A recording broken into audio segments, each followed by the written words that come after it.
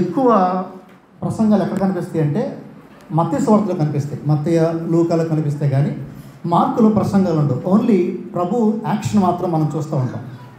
So ఈ ఒక్క దగ్గర చాలా తక్కువ ప్లేసెస్లో మార్కు సువార్తలో యేసుక్రీస్తు ప్రసంగాలు మనం చూస్తాం. సో అతి తక్కువ ప్లేసెస్లో ఇదొక ప్లేస్ అండి, మార్కు సువార్త 4వ అధ్యాయం అనేది. సో అక్కడ ఆయన చుట్టూ అనేకులు ఉన్నారు, అనేక జనసమూహం ప్రభువారి చుట్టూ ఉన్నారు.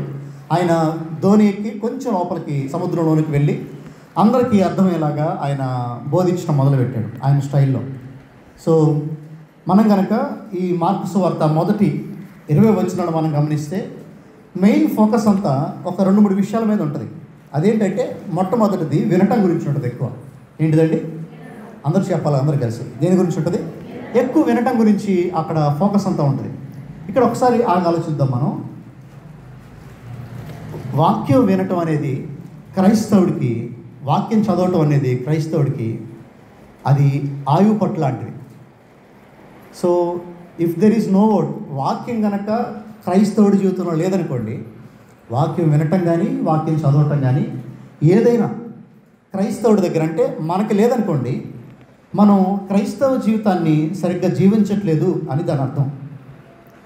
సో ఇక్కడ మెయిన్ ఫోకస్ అంతా ఎక్కడ ఉంటుందంటే వినటం గురించి ఉంటుంది. రోమపత్రిక కూడా అదే మాట్లాడుతుంది. వినుట వలన ఏం కలుగుద్ది? విశ్వాసం కలుగుద్ది. వినుట క్రీస్తుని గురించిన మాట వలన విశ్వాసం కలుగుద్ది. సో వినుటం అనేది క్రిస్టియన్ లైఫ్లో చాలా ప్రాముఖ్యమైనది. ఎందుకంటే మనం తీసుకునే ఫీడింగ్ ద్వారానే, మనం తీసుకునే ఆ వాక్యం ద్వారానే మనం జీవించగలం. మనం వినే వాక్యాన్ని బట్టే, మనం తీసుకునే వాక్యాన్ని బట్టే మన జీవితాలు ఉంటాయి. మనం సరిగ్గా వినట్లేదు అనుకోండి, మన జీవితాలు సరిగ్గా ఉండవు.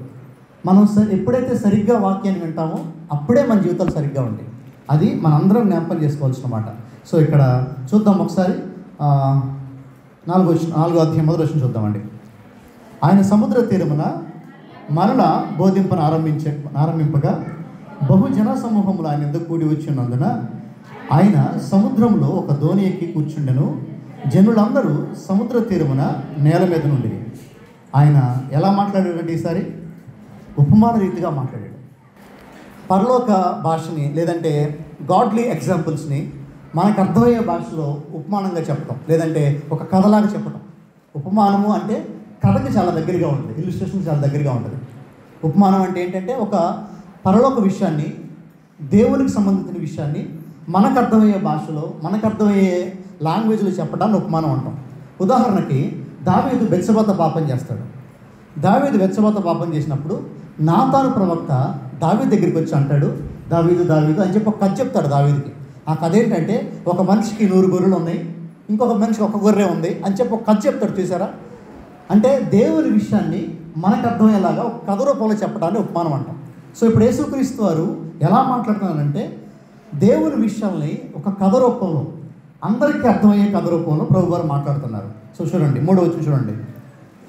వినుడి, ఇదిగో విత్తువాడు విత్తుటకు బయలువెళ్ళెను. వాడు విత్తుచుండగా కొన్ని విత్తనములు త్రోవ పక్కన పడెను, పక్షులు వచ్చి వాటిని మృంగివేసెను. సో 4 రకాల భూములు ఉన్నాయి అంటండి అక్కడ. ఎన్ని రకాల భూములు ఉన్నాయమ్మా? మొట్టమొదటి రకమైన భూమి ఏంటంటే త్రోవ పక్కన పడింది. సో 4 రకాల భూములు దేనికి సాదృశ్యం అంటే 4 రకాల హృదయాలకు సాదృశ్యం. 4 రకాల భూములు దేనికి సాదృశ్యం? అవి దేన్ని సూచిస్తున్నాయి అంటే 4 రకాల హృదయాలు. ఈరోజు వాక్యం వినే వారందరిలో ఈ 4 రకాల వారు మాత్రమే ఉంటారు.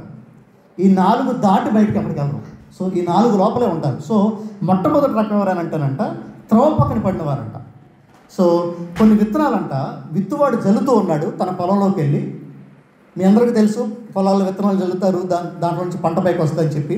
సో ఒక భూమి ఉందంట, ఆ భూమిలో విత్తువాడు విత్తనాలు జల్లుతున్నాడు. కొన్ని విత్తనాలు ఎక్కడ బండి అంటారంట, మొట్టమొదటిగా దారి పక్కన బండి, నడిచే దారిలో బండి అంట. కొన్ని విత్తనాలు దారిలో పడగానే ఏమైపోయిందంటమ్మా చెప్పండి, ఏమైంది? పక్షులు వచ్చి వెంటనే వాటిని, ఆ విత్తనాలని తీసుకుని వెళ్ళిపోయినాయి అంట. అలా విత్తనం పట్టడం, పక్షులు కనిపించడం, పక్షులు వెంటనే ఏం చేసిన అక్కడి నుంచి వాటిని తీసుకెళ్ళిపోయింది. ఇది మొదటి రకం విత్తనం అంట. 2 చూద్దాం ఒకసారి. కొన్ని చాలా మన్ను లేని రాతి మీద పడిను, అంటే అక్కడ బండ ఉంది, నేల కింద మొత్తం ఏముందంటే బండ ఉంది, రాయి ఉంది.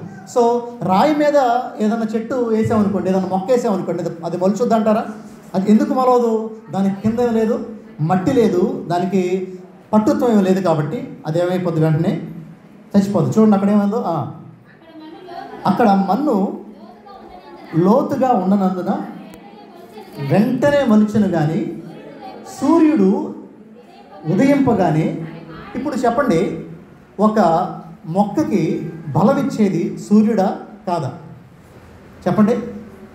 ఇప్పుడు ఎండ ఒక మొక్కకి ఏమిచ్చుద్దండి? ఖచ్చితంగా బలం ఇచ్చుద్ది. ఇప్పుడు బలం ఇచ్చే ఎండ ఇప్పుడు ఈ మొక్కను ఏం చేస్తుందంట? చూసారు అక్కడ రెండో విషయాన్ని. సూర్యుడు ఉదయింపగానే అసలు మొక్కలు ఏమవుతాయి? బలాన్ని పొందుకుంటాయి కదా. కానీ ఆ మొక్క ఏమైపోయిందంట? సూర్యుడు ఉదయించగానే ఆ వేడికి ఏమైపోయిందంట? అది ఎండిపోయింది. తర్వాత చూడండి, మూడో రకం చూడండి. కొన్ని ముండ్ల పొదలలో పడిను, ముండ్ల పొదలు ఎదిగి వాటిని అణిచివేసిన కనుక. సో మూడో రకమైన మొక్కలు, మూడో రకమైన విత్తనాలు ఎక్కడ పండి అంటానంట? ముళ్ళ పొదల్లో పండి. సో ఇవి కూడా ఎదిగినాయి అంట, ఈ మొక్కలు కూడా. కానీ వేటి మధ్యలో ఎదిగినవి ఇవన్నీ? ముళ్ళ పొదలు. సో ఆ ముళ్ళ పొదలు ఏం చేసినాయి అంటే ఇవి ఎదగకుండా వీటిని ఆపేస్తూ ఉన్నాయి. సో ఇప్పుడు 4వ రకం అంట, చూడండి. ఈ నెల లాంటిది అంటేనంట కొన్ని మంచి నెలల పండి అంట. అవి మొలచి పెరిగి పైరై 30దంతలుగాను 60దంతలుగాను. ఇది యేసు ప్రభు చెప్పిన ఉపమానం. ఆయన చెప్పిన ఉపమానం ఏంటంటే, ఒక విత్తువాడు అంటే ఒక రైతు వచ్చాడు. రైతు వచ్చి ఏం చేశాడంటే కొన్ని విత్తనాలు పట్టుకున్నాడు, తన పొలంలో జల్లుతూ ఉన్నాడు. కొన్ని విత్తనాలేమో రోడ్డు పక్కన పండి, కొన్ని విత్తనాలేమో రాతి మీద పండి, కొన్ని విత్తనాలేమో ముళ్ళ పొదల్లో పండి, ఇంకా మరికొన్ని విత్తనాలు ఎక్కడ పండి అంట? మంచి నెలలో పండి. ఈ 3 విత్తనాలు ఏమైపోయినాయి అంటే చచ్చిపోయినాయి ఒక పాయింట్లో. తర్వాత ఇంకొక విత్తనం ఉంది, అది ఎక్కడ పడిందంట? మంచి నెలలో పడింది. అది 30దంతలుగాను 60దంతలుగాను 100దంతలుగాను గొప్పగా ఫలించింది. సో ఇది చెప్పాడు ఉపమానం. ఇక్కడ వాక్యం అయిపోయిందని చెప్పాడు యేసుప్రభు వారు. ఇది చెప్పిన తర్వాత శిష్యులకు కానీ అక్కడున్న చాలామందికి కానీ ఏం అర్థం అవ్వాలి. సుమారుగా యేసుప్రభు వాక్యం చెప్పినప్పుడు ఎంతమంది ఉన్నారంటే 4-5 వేల మంది ఉన్నారంట. ఇన్ని వేల మందికి ఈయన ఇలాగ చెప్పాడు వాక్యాన్ని. ఇలాగ చెప్తే వాళ్ళకి అర్థం కాపోయేసరికి చూడండి అక్కడ, వినుటకు చెవులు గలవాడు. అందరికి అక్కడ చెవులు లేవంటారా? అక్కడ ఆ విషయం ఏంటంటే చెవులుండి గ్రహించే వాళ్ళు చాలా తక్కువ మంది అని అక్కడ ఉద్దేశం. తర్వాత చూడమ్మా, ఆయన ఒంటరిగా ఉన్నప్పుడు 12 మంది శిష్యులతో కూడా ఆయన చుట్టూ ఉండిన వారు ఆ ఉపమానం గురించి ఆయన అడిగారు. సో అడిగారంటే యేసుప్రభు వారిని, అయ్యా మాకు ఉపమానం గురించి చెప్పు, నువ్వు సింపుల్గా చెప్పేసావు కానీ మాకేం అర్థం అవ్వాల, సో మాకు అర్థమయ్యేలాగా మాట్లాడవా అని ప్రభువుని అడిగారు. అప్పుడు చూడండి, అందుకు ఆయన, దేవుని రాజ్య మర్మము తెలుసుకొనుట మీకు అనుగ్రహించబడి ఉన్నది కానీ వెలుపల ఉండు వారికి ఒకవేళ దాని వైపు తిరిగి పాపక్షమాపణ పొందుతురేమో అని వారు చూచుటకైతే చూచి కనుగొనకను, వినుటకైతే వినియు గ్రహింపకను ఉండునట్లు అన్ని ఉపమాన రీతిగా వారికి బోధించుచున్నానని వారితో చెప్పాను. యేసుప్రభుని అడిగారండి వీళ్ళు. ఏమడిగారంటే, అయ్యా ఎందుకు ఉపమానంగా చెప్పావు, మాకు అర్థం కావట్లేదు వాళ్ళ చెప్తే. ఇప్పుడు దాకా నువ్వు ప్లెయిన్గా మంచిగా మాట్లాడావు, మాకు అర్థం ఎలాగా చెప్పావు. ఇప్పుడు సడన్గా విత్తువాడు అంటున్నావు, విత్తనాలు అంటున్నావు, రకరకాల నేలలు అంటున్నావు, మాకేం అర్థం కాల చెప్పన్నప్పుడు ప్రభు సమాధానం చాలా ఆశ్చర్యం కలిగించింది. ఆ సమాధానం ఏంటంటే, ఈ వాక్యం అందరికీ కాదన్నాడు ప్రభు. మీరు గమనించాలన్నమాట. వాక్యం అందరికీ కాదన్న. మరి వాక్యం ఎవరికి వాక్యం చెప్పబడాలి అంటే వాక్యము కొందరికి అంటున్నాడు ప్రభు. ఇక్కడ యేసు ప్రభు వారు ఎగ్జాక్ట్లీ ఏం చెప్దాం అనుకుంటున్నారంటే వాక్యము అందరికీ అర్థం అవ్వదండి. ఇది మీరు గమనించుకోవాలి. మనకి ఒక ప్రశ్న ఉంటుంది ఎప్పటి నుంచో ఫలానా వాళ్ళు వాక్యం వినేవాళ్ళే కదా, వాళ్ళు ఎందుకు మారట్లేదు? ఎప్పటి నుంచో ఆయన వాక్యం వినేవాడే కదా, ఎందుకు మారట్లేదు ఆయన? ఎప్పటి నుంచో ఆవిడ గుడికి వెళ్తుంది కదా, ఆమె ఎందుకు మారట్లేదు అనే దానికి సమాధానం ఇది. ఎందుకంటే ఈరోజు మనం అనుకుంటాం వాక్యము విన్న అందరూ మారుతారు అనుకుంటాం. కానీ ఇక్కడ యేసుప్రభు వారు చెప్తున్న మాట ఏంటంటే వాక్యము విన్న అందరూ మారరు. ఎందుకంటే వాక్యం అందరి కోసం కాదు కాబట్టి. వాక్యం అంట కొందరి కోసమేనంట. There is insiders, there is outsiders. లోపల వారు కొంతమంది ఉన్నారు, బయట వారు కొంతమంది ఉన్నారు. ఇప్పుడు విడ్డూరమైన విషయం ఏంటంటే, విచిత్రమైన విషయం ఏంటంటే లోపల వారు బయట వారు కలిసే వాక్యం వింటున్నారు. ఇక్కడ మీరు కొంచెం శ్రద్ధగా బుర్రబెట్టి వినండి ఈ మాటలని, మీకు అర్థమవుతుంది. లోపల వారు బయట వారు కలిసే వాక్యాన్ని వింటున్నారు. విచిత్రం ఏంటంటే కొంతమందికే వాక్యం అర్థం అవుద్ది, కొంతమందికి వాక్యం అర్థం కాదు అని ప్రభు చాలా ఖచ్చితంగా చెప్తున్నాడు. ఇంకా వేరే కోణం నుంచి ఈ విషయాన్ని మనం చూస్తే, వేరే ఒక యాంగిల్ నుంచి ఈ విషయాన్ని మనం చూస్తే మనకేమర్థం అవుద్దంటే రక్షణ అందరికీ కాదు, రక్షణ కొందరికే. మారు మనసు అందరికీ కాదు, మారు మనసు కొందరికే. ఏర్పాటు చేయబడిన వారికే మారు మనసు, ఏర్పాటు చేయబడిన వారికి మారు మనసు లేదు అని మనకు అర్థం అవుతుంది ఈ వచనం చూస్తే. నా ఉద్దేశం ఈరోజు ఈ వచనం మొత్తాన్ని ఎక్స్పోజ్ చేయడం కాదు, కానీ ఇది కుదిరితే రాబోయే వారాలు నేను చేస్తాను ఈ వచనం గురించి. నా ఫోకస్ అంతా ఈరోజు 4 రకాల నేల మీద చూద్దాం. ఈరోజు అసలు ఆ ఉపమానం భావం ఏంటి, ఆ 4 రకాల నేలలు అంటే ఏంటి మనం చూద్దాం ఈరోజు. చూద్దామమ్మా, 13 చూద్దాం. మరియు ఈ ఉపమానం మీకు తెలియదా? అలాగైతే ఉపమానములన్నీ, ఇప్పుడు చూడండి ఈ ఉపమానాలు అంటారండి పారాబుల్ ఆఫ్ పారాబుల్స్ అంటారు ఈ ఉపమానాన్ని. ఉపమానాలకే ఉపమానం అంటారు ఈ ఉపమానాన్ని. ఎందుకంటే ఉపమానాలు మొత్తం యేసు ప్రభు చెప్పిన ఉపమానాలన్నీ ఒక ప్లేస్లో పెడితే అన్నిటికంటే టాప్లో ఉండే ఉపమానం ఏంటంటే ఇది. ఇది అర్థమైతే మాత్రం మిగిలిన అర్థమవుతాయి మనకి. ఇప్పుడు చూడండి దాని భావం ఏంటి చూద్దాం ఒకసారి. విత్తువాడు వాక్యం విత్తుచున్నాడు. త్రోవ పక్కన నుండి వారు ఎవరనగా వాక్యము వారిలో విత్తబడిన కానీ వారు వినిన వెంటనే సాతాను వచ్చి వారిలో విత్తబడిన వాక్యం ఎత్తుకొని పోను. సో మొట్టమొదటి విషయం అండి, విత్తువాడు ఏం చేస్తున్నాడు అంటేనంట వాక్యాన్ని విత్తుతున్నాడంట. ఆ విత్తనము ఈజ్ ఈక్వల్స్ టు వాక్యం అనుకోవాలి మనం. యేసుప్రభు చెప్పిన పైన ఉపమానంలో విత్తువాడు అంటే ప్రసంగం చెప్పేవాడు, వాక్యం చెప్పేవాడు. ఆయన ఏం జల్లుతున్నాడు అంటే విత్తనాలంటే ఏం చెప్పుకున్నాం, వాక్యం అని చెప్పుకున్నాం. సో ఆయన ఏం జల్లుతున్నాడంట, వాక్యాన్ని జల్లుతున్నాడు. ఇప్పుడు మొట్టమొదటిగా ఆయన చెప్పిన వాక్యం ఎలాంటి హృదయం వారు విన్నారంటేనంట త్రోవ పక్కన పడిన వారు విన్నారు. సో త్రోవ పక్కన పడిన హృదయం అంటే ఎలాంటి హృదయం అంటే మొట్టమొదటి రకం అండి. వీళ్ళు ఎలాంటి వారంటే వీరు వాక్యం వింటారు, కానీ వెంటనే సాతాను వీరిలో నుంచి వాక్యం ఏం చేస్తుందంట, ఎత్తుకెళ్ళిపోతుందంట. ఇది మీరు గుర్తుపెట్టుకోవాల్సిన మాట. ఇప్పుడు మొట్టమొదటి రకం ఎవరంటేనంట త్రోవ పక్కన పడిన వారు.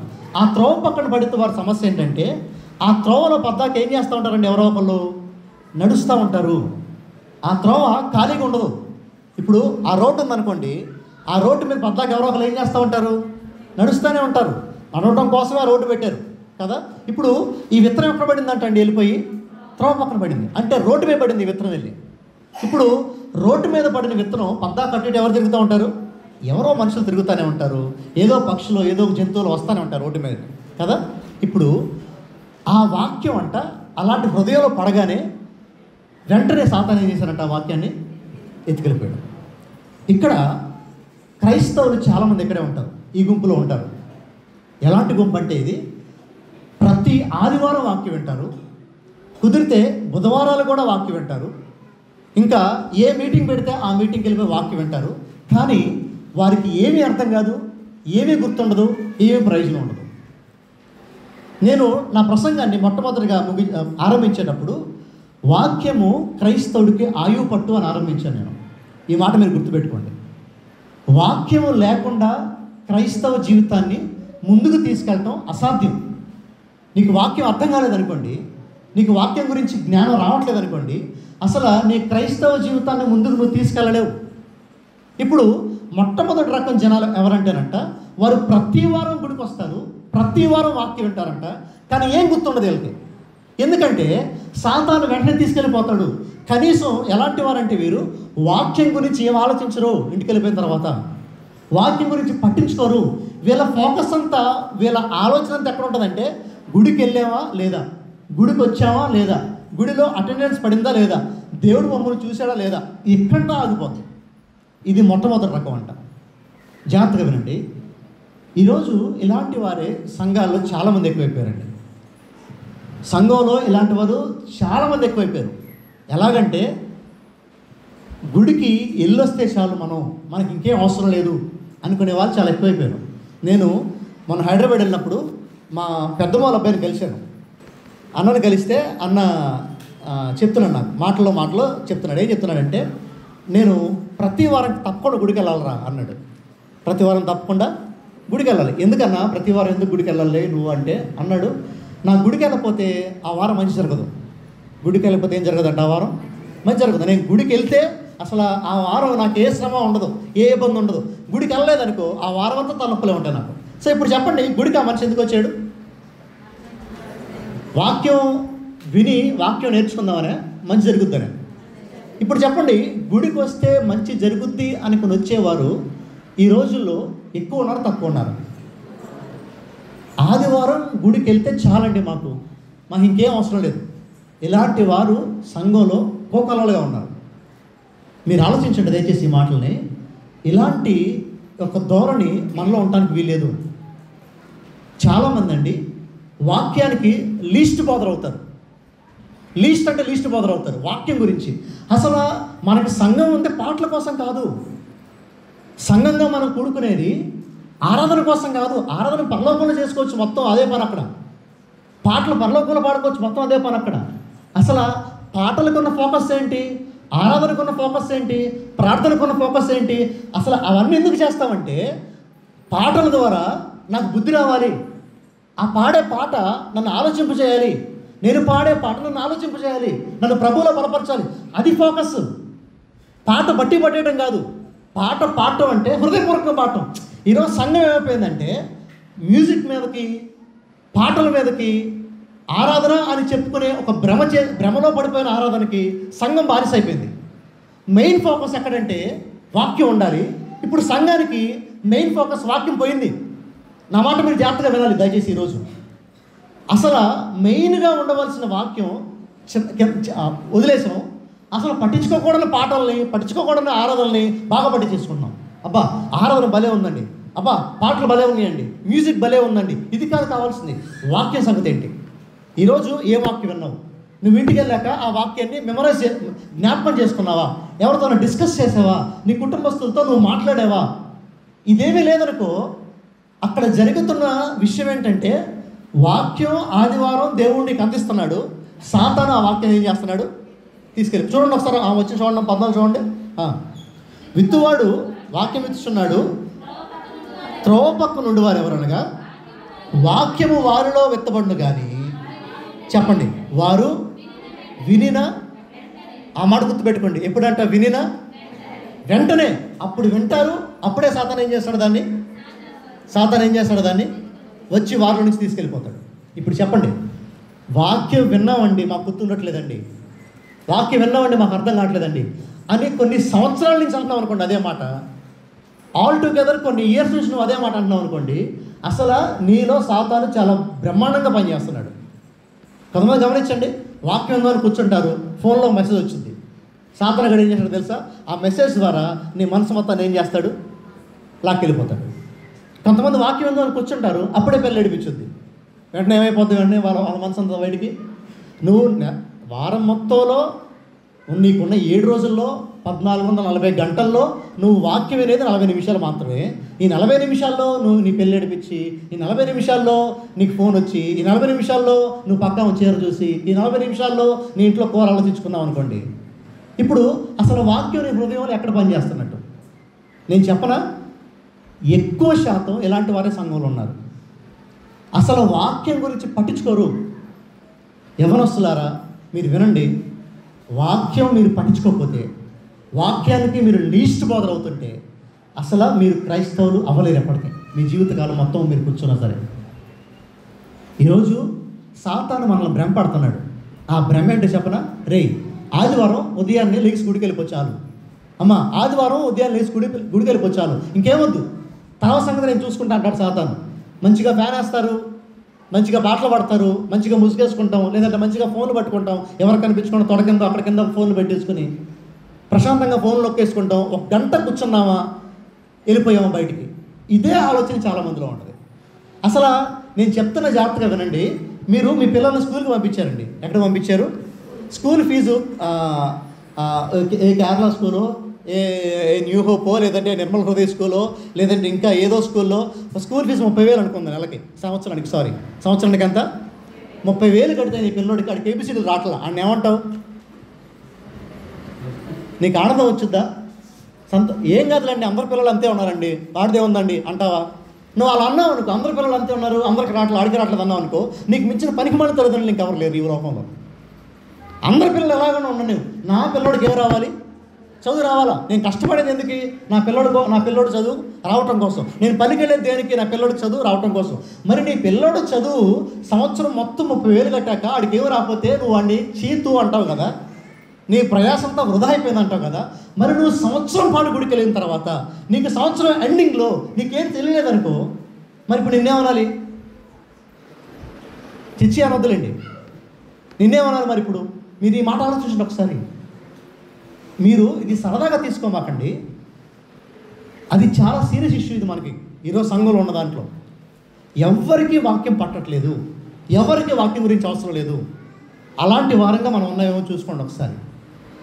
ఇలాంటి వారు ఎలా ఉంటారంటే గుడికి వస్తారు కానీ వీరిలో ఏ మార్పు ఉండదు. వీరి మాటల్లో మార్పు ఉండదు, వీరి ప్రవర్తనలో మార్పు ఉండదు, వీరి చూపుల్లో మార్పు ఉండదు, దేంట్లో నథింగ్, జీరో మార్పు ఉంటుంది వీరిలో. గుడికి రాకముందు వీరు ఎలా ఉన్నారో వీరి జీవితంలో మార్పు ఏదైనా ఉందంటే గుడికి రావడం ఒకటే, ఇంకా ఈ ప్రవర్తన ఏం మారదే ఉంది. సో ఇది మొట్టమొదటి రకం బ్యాచ్ అంట. ఎందుకంటే అసలు జీవితాన్ని మార్చే వాక్యుని హృదయంలో పడగానే సాతాను ఏం చేస్తున్నాడు దాన్ని. నేను చెప్తున్నాను జాగ్రత్తగా ఈరోజు వినండి.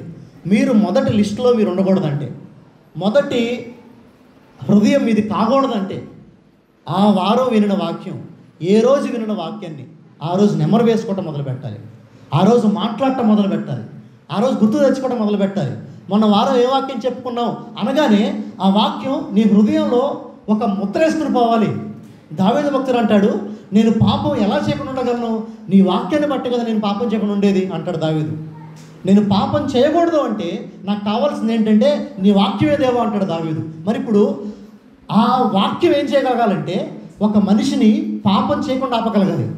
ఆ వాక్యం ఏం చేయాలంటే ఒక మనిషిని గ్రిప్ చేసేయాలి, ఆ వాక్యం పట్టేసుకోవాలి, ఆ వాక్యం నిన్ను, ఆ వాక్యం నీ హృదయంలోకి వెళ్ళిపోవాలి. అలా వెళ్ళట్లేదంటే సాతాను నీతో బాగా ఆడేసుకుంటున్నాడు. ఎన్నో సంవత్సరాల నుంచి గుడికి వచ్చినా నీకు మోషే ఎవరో తెలియదు, ఎన్నో సంవత్సరాల నుంచి గుడికి వచ్చినా నీకు 12 మంది శిష్యులు ఉన్నారని తెలియదు, ఎన్నో సంవత్సరాల నుంచి గుడికి వచ్చినా నీకు బేసిక్ విషయాలే మూలపాఠం తెలియలేదు అనుకో, ఇంకా నువ్వు చర్చకు వచ్చి ఏం లాభం అండి? మనం ఆలోచించుకోవాలి. మాట తర్వాత చూద్దామా? అటువలే రాతి నేలను విత్తబడిన వారు ఎవరనగా వాక్యము విని, చూసారా వీరు ఎంత బాగున్నారో, రాతి నేలను పడినవారు.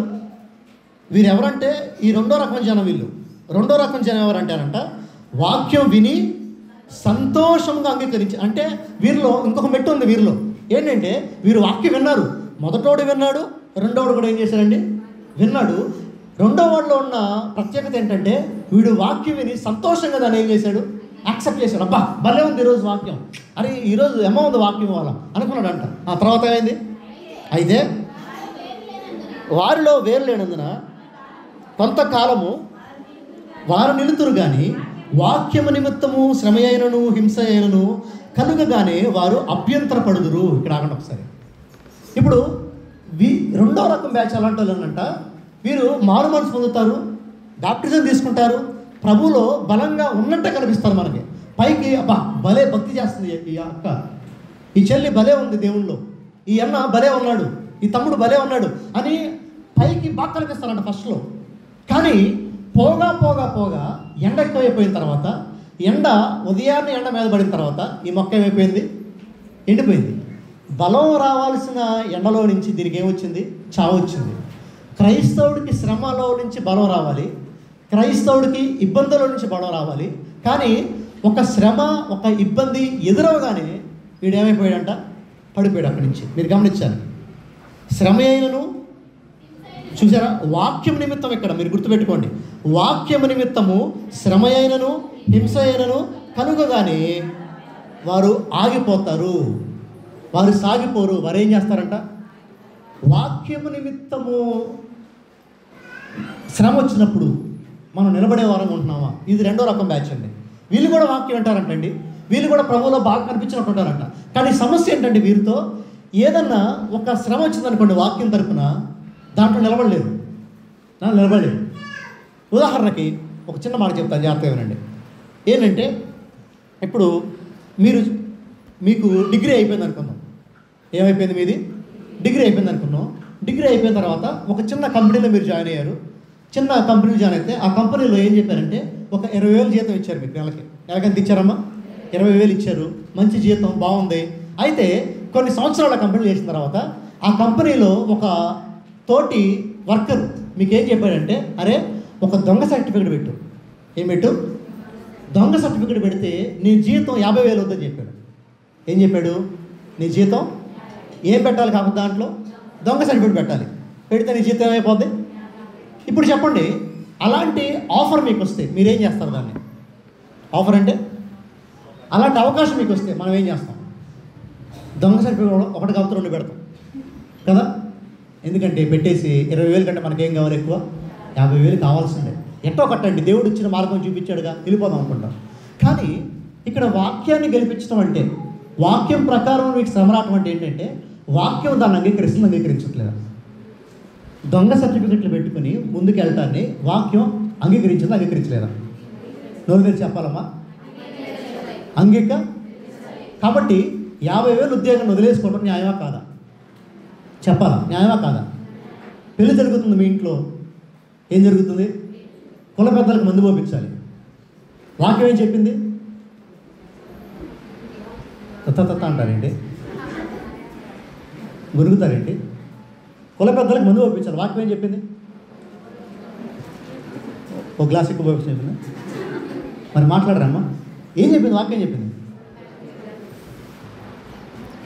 మీకు తెలుగు వచ్చా, నాకు తెలుగు రాదా? ఏం జరుగుతుంది ఇక్కడ చెప్పండి. వాక్యం కుల పెద్దలే కాదండి, ఆడెవడైనా సరే ఓ 10 మందిని కూర్చోబెట్టి మందు పంపించడం is it okay or not?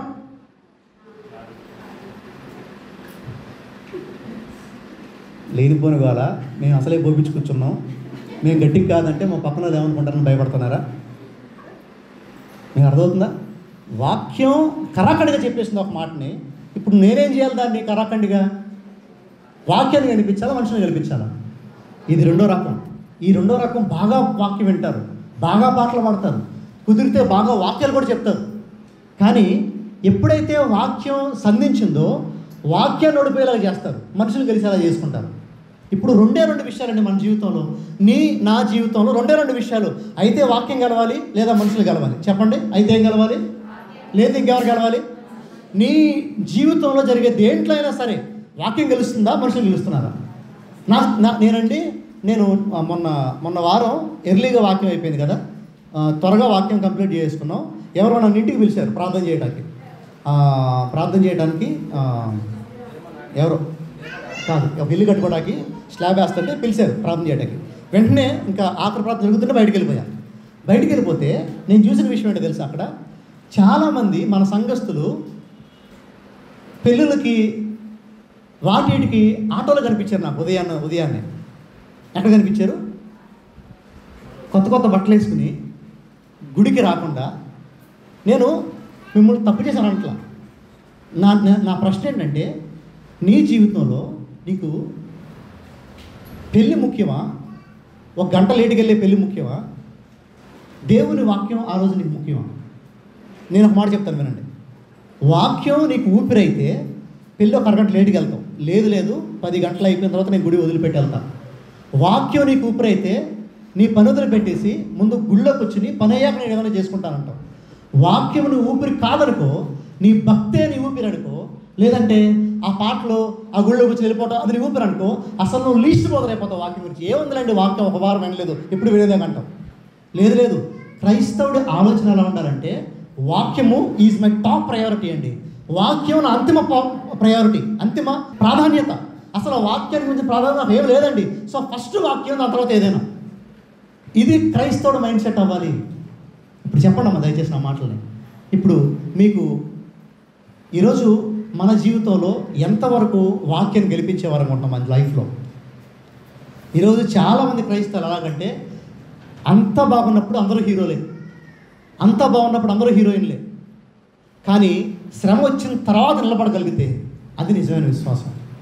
Gehazi మీరు చూస్తే అప్పుడు దాకా ఒక ప్రవక్త కింద నమ్మకంగా పనిచేశాడు గెహజీ అనేవాడు. గెహజీ ఒక చిన్న పాస్టర్ గారండి. గెహజీ అనేవాడు చిన్న పాస్టర్.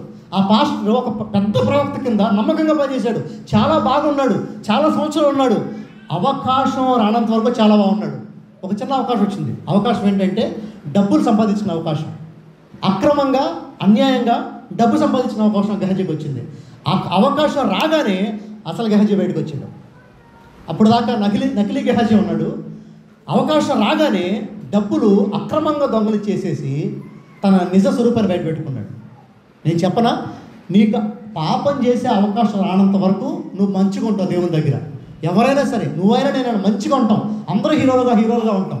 కానీ పాపం చేసే అవకాశం వచ్చినా సరే, నాకు ఇది వద్దు, నేను ఇది చేయను, ఇది వాక్యానికి విరుద్ధం, నేను ఈ పని చేస్తే వాక్యం ఓడిపోద్ది కాబట్టి నేను ఈ పని చేయను అని నిలబడేవారు నాకు చూసారా, వారు ఈ రెండో దాంట్లో కూడా లేరు. రెండో దాంట్లో ఉన్నాడు ఎవడంటే, ఎందుకండి కుల పెద్దలతో గోల, ఎందుకండి మనుషులతో గోల, ఎందుకండి చుట్టాలతో గోల, ఎందుకండి నాతో గోల, కామ్గా వాక్యాన్ని పక్కన పెట్టి సరిపోలా అనుకుంటారు కొంతమంది. ఇది రెండో బ్యాచ్. ఇది చాలామంది ఉన్నారు ఈ సంఘంలో ఎలాంటి వాళ్ళు. మీరు గమనించాలి, వాక్యాన్ని గెలిపించాలంటే దానికి చాలా గట్స్ ఉండాలా, వాక్యాన్ని గెలిపించాలంటే దానికి చాలా దమ్ము ఉండాలా. అది ఈజీగా అయిపోయే పని కాదు. ఎందుకంటే వాక్యం కోసం నిలబడ్డాం అనుకో, జనులు నేను ఏమంటారు, నిన్ను మెచ్చుకోరు, నిన్ను శబాష్ అనరు, నిన్ను తూచి అంటారు, సిగ్గుందా నీకు అంటారు. అది కూడా పడాలా. అది వాక్యం కోసం ముందుకెళ్ళటం అంటే, అది వాక్యం గెలిపించడం అంటే. ఇప్పుడు రెండో రకం ఉన్నారంట, శ్రమ రాగానే తప్పేసుకుంటారు, శ్రమ రావడంతో బాగుంటారు వీళ్ళు. ఇప్పుడు చూడండి మూడో రకం ఎవరు. ఇప్పుడు మూడో రకం ఎవరంటారంట, ముండ్ల పొదలలో విత్తబడిన వారు. వీరు వాక్యం విందురు కానీ ఐహిక విచారములను, ధనామోసమును, మరి ఇతరమైన అపేక్షలు లోపల చొచ్చి వాక్యం రంచివేయటం వల్ల అది వీరు కూడా వాక్యం ఉన్నారంటండి, మూడో వాళ్ళు కూడా. సో మీరు గమనించండి, ఈ ఉపమానం ఎవరికి సరిగ్గా సరిపోద్దంటే సంఘానికి సరిపోద్ది సరిగ్గా. ఇప్పుడు చెప్పండి, ఉదాహరణకు అనుకుందాం, ఇక్కడ ఎన్ని రకాల నేలలు ఉన్నాయి? 4 రకాల నేలలు ఉన్నాయి. ఎంతమంది విన్నారు వాక్యాన్ని? 4 విన్నారు. ఎంతమంది ఆచరించారు వాక్యాన్ని? 3 ఏమైపోయారు? చచ్చిపోయారు, ఫెయిల్ అయిపోయారు వాక్యంలో నుంచి. అంటే 4లో 1 మాత్రమే పాస్ అవుతున్నాడు. అంటే 100లో 70 పైగా మంది ఏమైపోతారు? ఫెయిల్ అయిపోతారు. ఇక్కడ 200 మంది ఉంటే 200 మందిలో 150 మంది ఫెయిల్ అయిపోయే వాళ్ళే ఉంటారు. అంటే 150 మంది ఎలాంటి వాళ్ళు ఉంటారంటే, ఇదిగో అయితే వాక్యం వింటారు, సాధన తీసుకెళ్ళిపోద్ది, అయితే వాక్యం వింటారు, వాక్యాన్ని ఓడిపోయేలా చేస్తారు. మూడో రకం ఎవరో తెలుసా? వీరు వాక్యాన్ని వింటారంట, కానీ వీరు ఎక్కడ పడ్డారంట? ముళ్ళ పొదల్లో పడ్డారంట. ఇప్పుడు ఆ మొక్క చిన్నగా మొలిచింది, ఆ ముళ్ళు ఏం చేసినాయి? ఆ మొక్కని చోక్ చేసినాడు, అది ఇంగ్లీష్లో. అణిచి వేసినాయి అని తెలుగులో ఉంది. చోకింగ్ అని ఉంటుంది ఇంగ్లీష్లో. చోకింగ్ అంటే ఏంటంటే గొంతు పిసికి చంపేయటం జోకింగ్ అంటే. ఇప్పుడు ఈ మూడో రకమైన మనుషులు ఎవరంటేనంట అండి, వాక్యం వింటారంట, బాగా ప్రభువులు ఎదుగుతారంట, ప్రభువులో బలంగా ఉంటారంట, కానీ వీరి మనసులో ఎక్కువ ఏముంటుందంటే ఐహిక విచారాలు ఉంటాయంట, చింతలు ఉంటాయంట. అమ్మో నా జీవితం ఎలాగో, అమ్మో తర్వాత ఏమైపోద్ది నా లైఫ్, ఎప్పుడు ఏదో ఒక బాధతో, ఎప్పుడు ఏదో ఒక ఇబ్బందులతో వీళ్ళు ఉంటారంట. ఇప్పుడు కొంచెం ముసలి దగ్గరికి వెళ్ళి అడిగితే, నీ బాధ ఏంటమ్మా అని అడిగితే వాళ్ళు అంటారు, నా మనవడు పెళ్లి చూడాలి, నా మనవరాలు పెళ్లి చూడాలి, నాకు ఇదే బాధ అంటూ ఉంటారు. లేదంటే ఒక ఎమర్జెన్సీ దగ్గరికి వెళ్ళి అడిగారు అనుకోండి, నాకు మంచి ఉద్యోగం కావాలి, నాకు ఇప్పుడు ఇదే బాధ. ఇప్పుడు చూడండి, ప్రభువుని నమ్ముకున్న మనుషులు అందరూ ఎలా ఉన్నారంటే, ఏదో ఒక బాధలో, ఏదో ఒక ఐహిక విచారంలో వాక్యం కంటే ఎక్కువ దేన్ని ఆలోచిస్తూ ఉంటారు. కొంతమందికి వాక్యం కంటే ఎక్కువ డబ్బులు చేసుకోవడం చాలా ఇష్టం.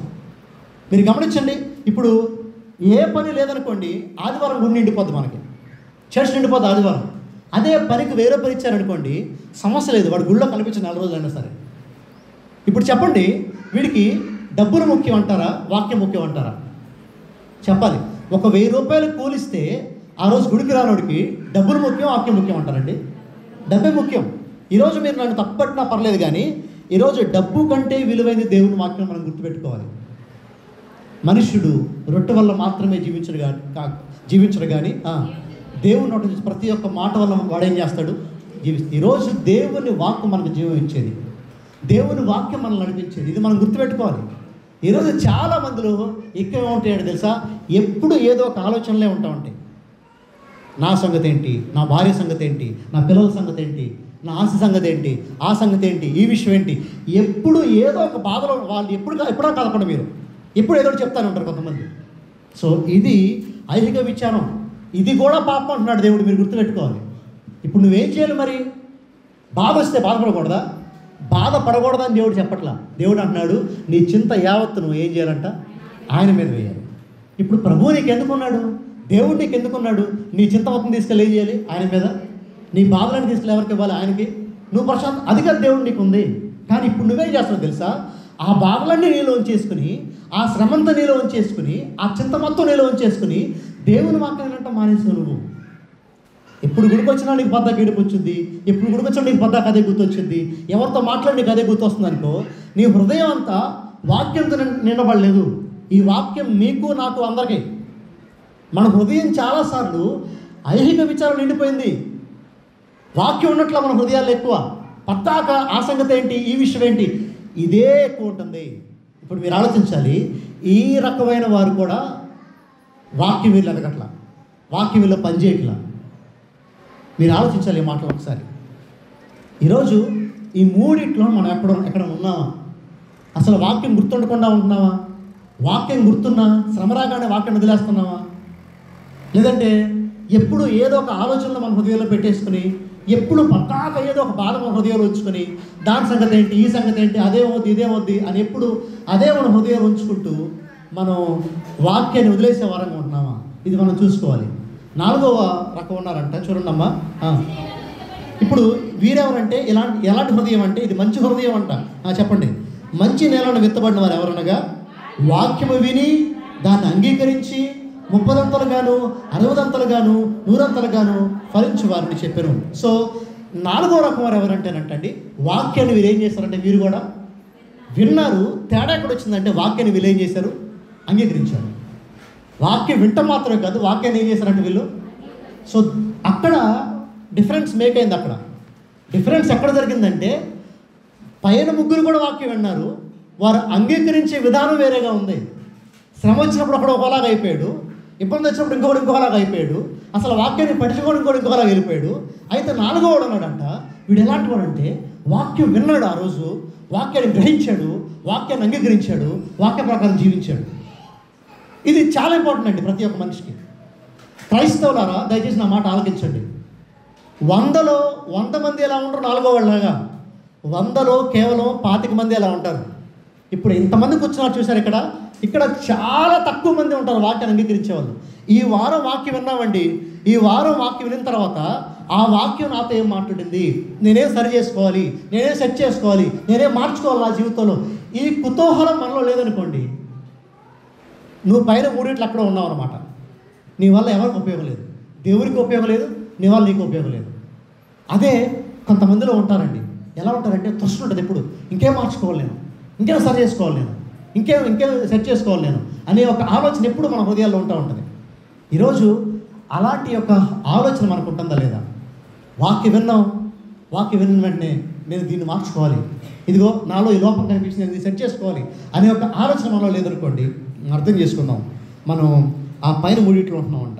చూడండి, ఇక్కడ మంచి నీళ్ళ పడ్డవారు ఎలా ఉన్నారంటే, వాక్యాన్ని అంగీకరించారు, అంత మాత్రమే కాదు, వారంట 30ంతలుగాను 60ంతలుగాను 100ంతలుగాను వారు ఏం చేస్తారంట? ఫలిస్తున్నారు. వాక్యము నీలో ఉంది అనేదాని నిదర్శనం ఏంటంటే, నువ్వు ఫలిస్తావు. నీలో ఫలాన్ని అందరూ చూస్తారు. ఫలానా అక్కండి యేసయ్యను నమ్ముకోకముందు ఒకలాగా ఉండేదండి, ప్రభువుని నమ్ముకున్నాక వాక్యం విన్న తర్వాత ఆవిడ చాలా మారిపోయిందండి. ఆవిడ హృదయం చాలా మారింది, ఆవిడ మాట చాలా మారింది.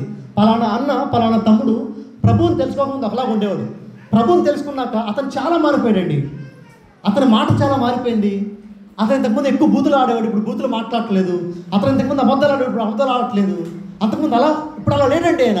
అతనిలో క్లియర్గా చూసాం మేము అనే అంతగా ఫలం కనిపిస్తుంది బయటకు మనకి. నీకు ఆ ఫలం కనిపించలేదు అనుకోండి, నీకు కానీ ఇతరులకు కానీ ఫలం కనిపించలేదు అనుకోండి, సింపుల్ ఈక్వేషన్ ఏంటంటే, మనల్ని మనం మోసం చేసుకుంటున్నాం అంతే. దెర్ ఈజ్ నథింగ్ బట్, గుడికి వచ్చి మనల్ని మనం మోసం చేసుకుంటున్నాం. గుడికి రావటం వల్ల నీకు ఉపయోగం లేదు, పాటలు పాడటం వల్ల ఉపయోగం లేదు, ఏదో ఆచార అలవాటు ప్రార్థన చేయడం వల్ల ఉపయోగం లేదు, డప్పులు కొడితే ఉపయోగం లేదు, ఏం చేసినా ఉపయోగం లేదు. ఆ ఫలము వాక్యం చెప్పే నాలో, వాక్యం వినే మీలో, మనందరిలో కనిపిస్తే మాత్రమే ఈరోజు మనం 4వ లిస్టులో ఉన్నట్టు. లేదనుకోండి, మనల్ని మనమే మోసం చేసుకుంటున్నట్టు. ఇప్పుడు ఆలోచించండి ఈ మాట దయచేసి. మిమ్మల్ని మీరు మోసం చేసుకుంటున్నారా, లేదా వాక్యానికి రిసెప్టివ్గా మీరుండి వాక్యాన్ని గెలిపించేవారుగా మీరు ఉంటున్నారా? ఆఖరికి ఒక మాట చెప్పేసి నేను ముగించేస్తాను. అపోస్తలుడైన పౌలుని మనం చూస్తేనండి, తన లైఫ్ మొత్తంలో, తన జీవితం మొత్తంలో పైన మూడింట్లో ఆయన ఎక్కడ కనిపించడం. త్రోవ పక్కన పడినట్టు కానీ, రాతి నేల పడినట్టు కానీ, ముళ్ళ పొదలు ఎక్కడ కనిపించడం మనకు పౌలు. 4వ లిస్టులో కనిపిస్తాడు.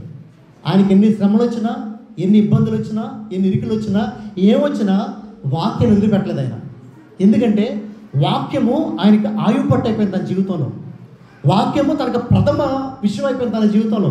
నేను చెప్తున్నాను, వాక్యము నీ జీవితంలో అన్నిటికంటే ప్రథమ విషయం అయిపోయింది అనుకోండి, ప్రథమ ప్రయారిటీ అయిపోయింది అనుకోండి, నీ జీవితం ఎప్పుడు జయగీతం పాడుతూ ఉంటుంది. నీ జీవితం అసలు వాక్యాన్ని పట్టించుకోకుండా ఈ వారం వాక్యం ఏంటి, అప్లికేషన్ ఏంటి, నేనేం నేర్చుకోవాలి, నేనే సరే, ఇదేం లేదనుకోండి, నిన్ను మోసం చేసుకుంటున్నావు, నరకానికి చాలా దగ్గరగా ఉన్నావు జ్ఞాపకం చేసుకున్నావు. మొదటి లిస్టులో శాస్త్రులు పరిచయాలు ఉన్నారు. వారు ఎప్పుడూ వాక్యం వింటారు, వాక్యం చెప్తారు, కానీ పరలోకం వెళ్ళా. గెహజీ లాంటి వాళ్ళు వాక్యం విన్నారు కానీ పరలోకం వెళ్ళా. పాస్టర్తో ఉన్నారు కానీ పరలోకం వెళ్ళా. యూదా లాంటి వారు ఇదిగో ఐహిక విచారం, ఎప్పుడు డబ్బు సంపాదించుకుందాం, బంధువుల్లో పలుకుబడి తెచ్చుకుందాం, రాజకీయాల్లో ఉందాం, ఇచ్చేద్దాం, ఎప్పుడు ఏ ఉన్నాయి, వాడు పరలోకం చేరలా, నరకానికి వెళ్ళిపోయారు. 4వ వారు ఉన్నారు బెరియా సంఘస్థులు. వాక్యం విన్నారు, దాని ప్రకారం జీవించారు. వాక్యం విన్నారు, మార్చుకుంటున్నారు. వాక్యం విన్నారు, జీవితాలు మార్చుకుంటున్నారు, మాట మార్చుకుంటున్నారు, ప్రేమ మార్చుకుంటున్నారు. వీరు పరలోకం వెళ్ళారు, వీరే పరలోకం వెళ్తారు. ఈరోజు ఈ 4 మనం ఎక్కడున్నాం? వాక్యం పక్కన పెట్టేసామా? సమ్వేర్ ఎక్కడో వాక్యాన్ని వదిలేసామా? వదిలేస్తే దేవుడు మరలా పిలుస్తున్నాడు ఈరోజు. అమ్మా, నీ జీవితం మొత్తంలో నీకు కావాల్సింది పాటలు కాదు. నీ జీవితం మొత్తంలో నువ్వు ప్రథమ స్థలంలో పెట్టాల్సింది ఇంకా దేన్నో కాదు, వాక్యము. నీకు చదువు లేదండి చెప్పొద్దు మీరు దయచేసి. నాకు అర్థం కాదని చెప్పొద్దు దయచేసి. చదువు లేని పేతురు బైబిల్ రాశాడు. చదువు లేని వారు ఎప్పుడెప్పుడో గొప్ప గొప్ప స్కాలర్స్ అయిపోయారు బైబిల్లో. అది సాగు. దేవుడు మనిషికి చాలా జ్ఞానం ఇచ్చాడు. ప్రభుని అడగాలి, అయ్యా నాకు వాక్యం తెలియాలి, నాకు వాక్యం అర్థం కావాలి, వాక్యం ప్రకారం జీవించాలి అని ప్రభుని అడిగితే నీకు చాలా విషయం ప్రభు నేర్పిస్తాడు. ఈ మాట ప్రభు దీవించిన కాక.